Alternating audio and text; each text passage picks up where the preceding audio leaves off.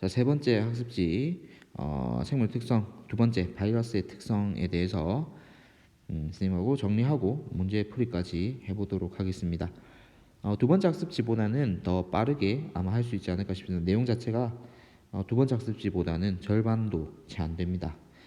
자, 마지막 학습지니까요. 1주차 마무리 한번 해봅시다. 바이러스 시험에도 굉장히 자주 출제가 되고 수능에서도 이 내용을 가지고 출제를 가장 많이 또 언급하는 형태, 다양한 형태로 또 변형시켜서도 나올 수 있는 부분이라서 여러분들 좀 기억을 잘 해야 되는 부분입니다. 바이러스를 왜 문제에 자주 출제를 하냐면 얘 하나를 가지고 물어보면 생물의 특성을 그냥 여러분들한테 질문할 수 있거든요. 그래서 이 내용을 가지고 생물의 특성도 확인하고 그리고 바이러스 구조적 특징을 가지고 실제 물질들, 생명체를 구성하고 있는 물질들의 특성까지도 질문을 던질 수 있기 때문에 굉장히 선호하는 형태의 소재이기도 합니다. 내용 한번 봅시다. 바이러스는 생물과 비생물의 특성을 모두 가지고 있어가지고 얘를 말 자체가 좀 애매하겠는데 생물과 비생물의 중간형으로 간주한다. 그러니까 이것도 저것도 아니라는 얘기입니다. 그래서 중간형이라는 얘기가 생물도 아니고 그렇다고 또 비생물로 보기에는 또 생물적 특성을 갖고 있다라는 얘기죠. 그래서 얘의 특성을 두 가지 나눠서 한번 보도록 하겠습니다. 먼저 생물적 특성입니다. 자, 생물체의 공통 성분을 얘도 갖고 있어요. 그게 대표적인 게 뭐냐면 핵산하고 단백질입니다. 핵산은 유전 물질이죠. 그래서 얘가 유전 물질을 갖고 있기 때문에 얘를 또 우리가 조금 더 상세한 내용으로 들어가면 RNA 바이러스하고 DNA 바이러스로도 분류를 할 수가 있어요. 그런데 나중에 우리가 통합각에서 사실 배운 내용으로 좀 여러분들이 좀 적용을 해보면 DNA 같은 경우에는 이중나선 구조이기 때문에 상대적으로 좀 안정한 편이고 RNA 같은 경우에 단일 사슬 구조라서 쉽게 좀 외부 환경의 요인에 의해서 쉽게 바뀌는 특성을 갖고 있어요. 그래서 바이러스가 그런데 RNA 바이러스인 경우에는 우리한테는 위험한 이유가 계속해서 변이가 일어남으로써 우리가 만약 백신을 개발을 했다. 그렇다 하더라도 곧바로 다른 돌연변이에 의해서 이 백신이 적용되지 않은 사례가 생길 수가 있는 거죠. 그래서 RNA 바이러스가 더 위험하고 현재 여러분이 이렇게 온라인 학습을 진행하고 있는 코로나 같은 경우에도 RNA 바이러스에 해당하기 때문에 다양한 변종이 존재하는 겁니다. 자, 그리고 2번 유전 물질인 핵산을 가지고 있어서 어디 내에서 증식이 가능하다고 되어 있죠. 얘 혼자서 증식은 불가능하고 특정 장소가 있어야 됩니다. 그게 바로 어디냐면 숙주. 그러니까 이 바이러스가 살아야 되는 공간이죠.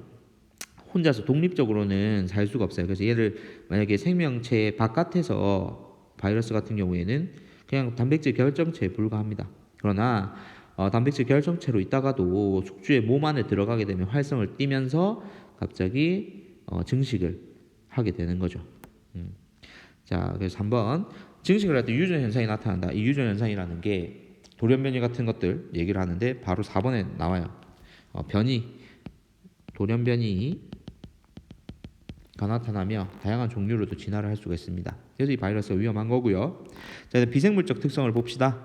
일단 세포막이라는 게 없습니다. 세포막이 있어야 세포라고 명명을 할 건데 세포막이 없어서 세포로 쳐주질 않아요. 그 다음에 2번 숙주세포 밖에서는 핵산과 단백질로 뭉쳐진 그냥 결정체에 불과합니다. 불과하고 그리고 3번 독자적인 효소가 없기 때문에 스스로 물질 대사를 할 수가 없어요. 에너지 출입이 안 된다는 거죠, 한마디로. 그래서 얘 혼자서 살 수가 없습니다. 숙주가 있어야 되고요. 그래서 바이러스가 만약에 사람을 이제 치사시키는 확률이 높으면 높을수록 이 바이러스는 오히려 멀리 전파될 수가 없어요. 왜냐하면 바이러스의 치사율이 높다는 얘기는 숙주가 죽어버리잖아요. 그럼 이 숙주의 사체에서 이 바이러스가 더 이상 증식을 할 수가 없어요. 생명 기능을 잃었기 때문에. 그럼 다른 숙주로 옮겨가야 되는데 오히려 치사율 자체가 높지 않은 경우에는 숙주가 살아 있습니다. 살아 있으면서 이 바이러스를 살아서 활동하는 동안에 옮겨 다니는 거죠. 그래서 이 코로나 같은 경우에도 치사율이 그렇게 높지는 물론 지금 현재 치사율 자체는 전 세계적으로 따지면 예상보다 많이 높은 수치이긴 하지만 얘가 우리가 위험한 이유 중에 하나가 숙주를 바로 죽이거나 하진 않는다는 얘기예요. 숙주 몸에서 이제 제가 활성을 가지고 계속 활동을 하면서 다른 사람에게 옮기는 전파율 자체가 높다는 게 문제가 됩니다. 그래서 우리가 그 부분에 대해서 여러분들이 지금 또 코로나와 연결돼 있는 직접적인 이 생명과학 부분이기 때문에 해당 자료 같은 것도 좀 찾아보는 노력을 선생님이 시키지 않더라도 좀 했으면 좋겠습니다. 과제로 지금 부여를 할까를 고민하고 있는 내용 중에 하나입니다. 그래서 빈칸 채웁시다. 독자적인 효소가 없어서 스스로 물질 대사를 하지 못한다. 여기까지 바이러스의 특징을 정리를 했고요. 이제 문제를 마저 한번 풀어보도록 하겠습니다. 자, 지금 두 문제 포함이 되어 있는데요. 자, 하나씩 볼게요. 6월 달에 출제됐던 2번 문제입니다. 자, 그림 가는 A와 B의 공통점과 차이점을 그리고 나는 A, B 중 하나를 나타낸 건데 A, B는 세균 아니면 박테리오 파지라고 문제에서 제시를 해 주었습니다. 근데 A 한번 볼까요?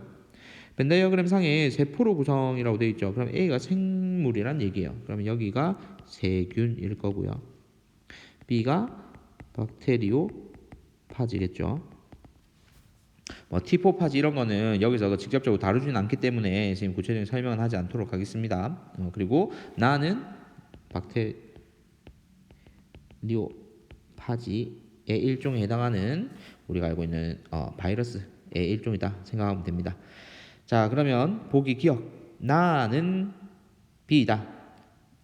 박테리오 파지 일종이라고 했죠. 그래서 기억 맞고. 니은. 자, 핵산이 있으면 기억에 동그라미 기억에 해당한다. 자, 핵산은 생물도 갖고 있고요. 그 다음에 바이러스도 갖고 있습니다. 그래서 니은도 맞고. 그다음에 디귿. 스스로 물질 대사를 할 수 없으면 니은에 해당한다. 생물은 스스로 물질 대사를 할 수가 있습니다. 효소를 갖고 있기 때문에. 그렇지만 바이러스는 할 수가 없죠. 그래서 바이러스에만 해당하는 박테리오 파지에만 해당하는 설명 디귿이 맞습니다. 답이 5번이고요. 자, 넘어와서 9월달 출제됐던 4번 문제입니다. 자, 그림은 박테리오 파지 구조와 증식 과정을 나타낸 건데 동그라미 기억과 동그라미 니은은 각각 단백질과 DNA 중 하나이다. 그럼 얘는 DNA 바이러스겠네요. 자, 기억. 니은을 감싸고 있는 형태죠. 얘가 그러면 단백질 껍질이겠죠. 단백질. 그리고 이 단백질 껍질 안에 보관되어 있는 게 유전 물질인 핵산 DNA에 해당이 될 겁니다. 문제 한번 풀어볼까요? 보기 기억. 동그라미 기억은 단백질이다. 맞습니다. 그리고 니은. 박테리오 파지는 세포 구조를 갖는다. 박테리오 파지는 세포 구조를 가지지 않죠. 세포막도 없고. 그래서 니은은 틀렸고. 자, 그다음 디귿. 박테리오 파지는 세균의 효소를 이용해 증식한다. 자, 스스로는 물질 대사를 할 수 없는 이유가 스스로 효소를 갖고 있지 않습니다. 그래서 세균의 효소를 이용해서 마치 자기 거인 양 써서 증식을 하고 그리고 또 활성을 가지게 되는 거죠. 물질 대사를 하는 거죠. 그래서 디귿은 맞습니다. 그래서 답은 기억 디귿 5번입니다. 자, 1주 차에 여러분들 대단원 1단원 내용들을 한번 쭉 강의 EBS 강의도 듣고 그리고 선생님하고 학습지 정리까지 했는데 1단원이 보면은 모의고사 문제를 선생님하고 지금 풀어봤지만 빠짐없이 출제가 돼 왔던 문제들이에요. 그래서 내용은 쉽지만 여러분들이 잘 기억하지 않으면 실수해서 틀리지 않아야 될 문제를 틀리게 되는 불상사를 겪을 수 있으니까 좀 사소한 개념이라도 놓치지 않도록 잘 기억해 주시기를 바랍니다. 강의 듣느라 고생했습니다. 이상입니다.